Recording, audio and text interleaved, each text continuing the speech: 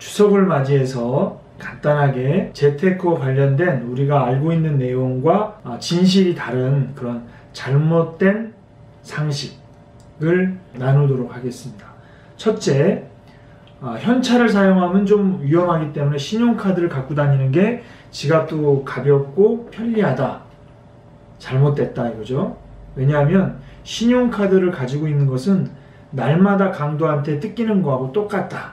그래서 현찰의 안전성과 신용카드의 편리함을 중복할 수 있는 체크카드를 가지고 다니시는 게 가장 좋다. 두 번째, 세금 공제를 받기 위해서는 주택담보대출을 받는 게 좋다. 주택담보대출을 받으면 이자 부분에 대해서 일정 부분 소득공제를 해주는 게 있죠. 그 얘기를 하는 거예요. 그럼 소득공제를 해주면 분명히 세금이 줄어드는 효과가 있죠. 돈을 아끼는 게 있는데 그 세금공제, 즉 소득공제의 효과 때문에 주택담보대출을 빌린다는 얘기는 오히려 대출 빌려서 이자로 소득공제 되는 것보다 더 많이 나갈 수 있다 이거예요. 그러니까 대출은 안 빌리는 것이 맞다. 세 번째, 우리가 소득공제나 이런 거를 세액공제를 하면 소득에서 줄어들기 때문에 세금을 환급받죠. 그래서 세금을 보통 연말까지 해가지고 연말정산을 한 다음에 직장인들은 2월 달에 연말정산 환급금을 받고 보통 개인사업자들은 5월이나 6월 달에 환급을 받는데 그 환급 받는다고 너무 좋아할 건 아니다. 왜냐하면 그거는 정부가 1년 동안 무이자로 쓰고 있다가 다시 돌려주는 것밖에 안 되기 때문에 그렇게 좋아할 거는 아니다 라는 거. 네 번째, 신용도라는 게 있죠. 신용도. 신용도가 1급부터 6급, 7급인데 신용도가 좋으면 대출도 많이 빌려주고 대출 이자도 싸게 하는 건 맞아요. 신용카드를 쓰면 신용도가 좋아지는 건 맞아요. 그런데 신용도를 위해서 신용카드를 쓰는 것보다는 신용카드를 안 쓰고 돈의 주인이 되는 게 낫다. 신용카드 점수가 신용 점수가 중요한 게 아니다라는 거. 그다음에 다섯 번째, 요건 되게 이제 우리 젊은 사람들, 특히 사회초년생들은 어디 이제 회사에 들어가면 제일 먼저 하는 게 뭐냐면 차를 사는 거죠. 특히 남자들은 차에 대한 로망이 있어요. 마이카 이런 건데 차를 무이자 할부로 만약에 산다 그러면 이거는 땡 잡았다 이렇게 할 수 있어요. 그런데 차를 딱 사서 4년이 지나면 차값의 60%가 날아가 버려요. 이걸 감가상각이라고 해요. 그런데 그때까지 예를 들어 대출로 차량 할부금을 낸다거나 또 할부면 괜찮은데 리스로 사는 경우 있죠. 할부로 사는 건 뭐예요? 나눠가지고 돈을 내고 결국 내 차가 되는 거죠. 그럼 리스는 뭐야? 빌려 쓰는 거야. 빌려 쓰는 거. 그러니까 내 차도 안 돼. 차량을 구입할 때 제일 좋은 거는 현금으로 사는 거야. 두 번째는 할부로 사는 거야. 세 번째는 리스로 사는 거야. 조금씩 내는 거니까 싸 보이는데 사실은 가장 비싸다는 거야. 이 리스가. 비용으로 따지면. 보증이라는 게 있어요. 개런티 하는 거 있죠. 보증. 예를 들어서 친척이 은행에서 1억을 빌리는데 담보가 약한 거야. 신용도가 약한 거야. 그러니까 띄어먹고 도망갈 가능성이 커. 그럼 은행은 뭐라고 그래요? 연대 보증을 쓰게 해.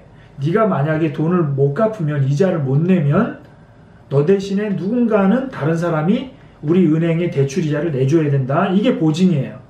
보증을 쓴다는 얘기는 그 친구나 친구를 위해서 쓴다고는 하지만 결국은 그 친구 대신에 이자를 갚을 각오를 해야 돼, 안 해야 돼? 각오를 해야 돼. 왜? 못 갚을 거니까 그 친구가. 비슷한 예로 친구나 친척이 돈을 달라고 그러면 돈을 빌려줘야 돼, 줘야 돼? 줘야 돼. 그냥 줘야 돼. 왜냐하면 빌려주면 받아야 되잖아. 그때부터 갑과 을의 관계가 생겨요.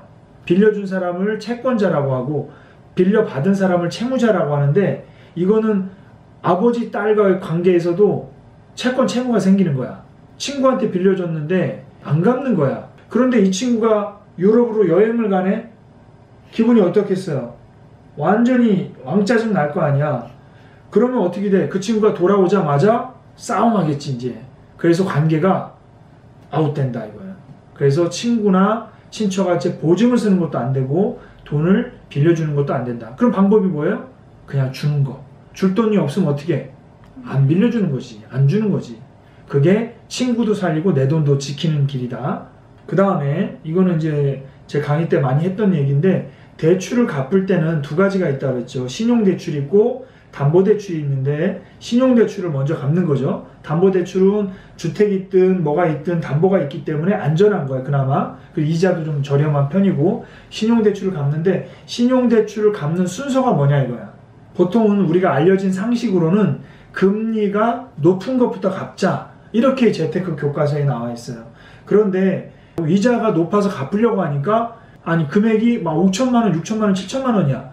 그럼 그거를 갚기가 어려운 거예요. 그래서 대출을 갚는 방법은 반드시 금액이 작은 놈부터 중간 놈, 그 다음에 큰 놈 순서대로 갚아나가고 갚아나가야 됩니다.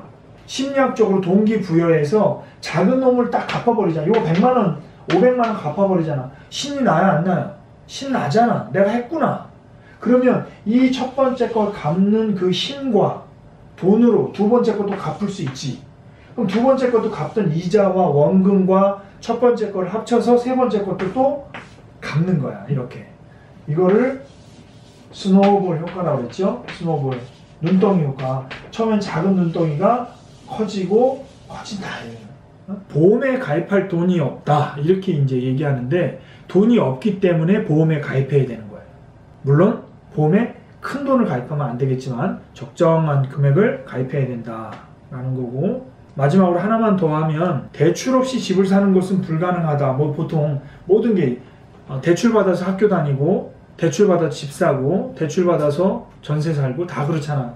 근데 사실은 대출이라는 제도가 처음에는 없었을 거 아니에요. 그죠? 오래전부터 생겼지만 대출 없이 집 사는 것도 가능하고, 차 사는 것도 가능하고, 학교 다니는 것도 가능할 수 있다. 미래의 자녀들이 학교를 다니기 위해서는 분명히 장학금으로 다니지 않는 한은 학비가 있어야 되는데, 그 학비가 없으면 대부분 어떻게 해요? 학자금 대출을 받잖아요. 그래서 학자금 대출을 꼭 받지 않아도 다닐 수 있도록 미리미리 준비를 하고, 아무튼 대출은 없이 학교를 마치는 게 중요하겠다 라는 거예요. 오케이. 오늘은 여기까지 할까요? 몇 분이야? 11분. 11분?